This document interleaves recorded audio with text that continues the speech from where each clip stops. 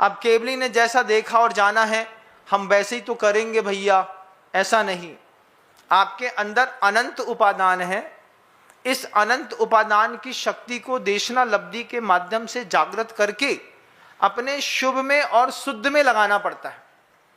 और यही विशुद्धि देशना लब्धि के माध्यम से भी विशुद्धि बढ़ती है। शुद्धोपयोग में भी विशुद्धि बढ़ती है और शुभोपयोग में भी विशुद्धि बढ़ती है।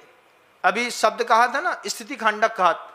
ये जो स्थिति खंडक घात होता है अनुभाग का और स्थितियों का, इसमें दोनों के खंडक घातों में शुद्धोपयोग की दशा में बैठा हुआ जीव अलग परिणमन करता है, शुभोपयोग में बैठा हुआ अपना अलग पुरुषार्थ करता है।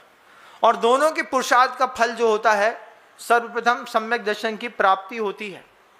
प्रथमोपसम सम्यक को प्राप्त करना हो, उपसम सम्यक दर्शन को प्राप्त करना हो, छायिक सम्यक दर्शन को प्राप्त करना हो, छायोपसमिक सम्यक दर्शन को प्राप्त करना हो, तो आपको इन सारे दौर से एक एक करके गुजरना पड़ेगा। हलवा नहीं है सम्यक दर्शन, मुंह से बोला और सटक गया और मुंह में चला गया। उसके लिए अंदर से जीवात्मा के विशेष विशेष पुरुषार्थ हुए हैं और उन पुरुषार्थ का परिणमन निकला है कि अभी क्षयोपसम लब्धि के बाद विशुद्धि लब्धि, विशुद्धि लब्धि से देशना लब्धि, देशना लब्धि से पुनः विशुद्धि लब्धि।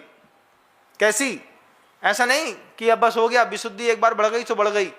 देशना लब्धि को सुन करके विशुद्धि लब्धि को और बढ़ाएगा और अंदर अंदर 6 द्रव्य 9 पदार्थ का चिंतन करेगा, पाप पुण्य का चिंतन करेगा, धर्म का चिंतन करेगा, वस्तु तत्व का चिंतन करेगा। मेरा ऐसा समय कब आएगा, मेरे अंदर सामर्थ्य है, मेरे अंदर पुरुषार्थ है, मैं कर सकता हूं, मैंने संसार बसाया नहीं। इस तरीके के विचार करते हुए अंदर अंदर उपयोग को और ऊपर लेकर के जाता है, तो वो विशुद्धि लब्धि देशना लब्धि के माध्यम से छलांग मांगने के लिए तैयार होता है। फिर वो आगे की लब्धियों को प्राप्त करेगा। आज प्राप्त नहीं करेगा, आज तो आपका समय हो गया है, कल प्राप्त करेगा। कब प्राप्त करेगा? कल प्राप्त करेगा। समझ में तो आ रहा है कि नहीं? आ रहा है ना? बस धन्यवाद है आपकी साधना को कि धर्म ध्यान आप अच्छे से कर रहे हैं।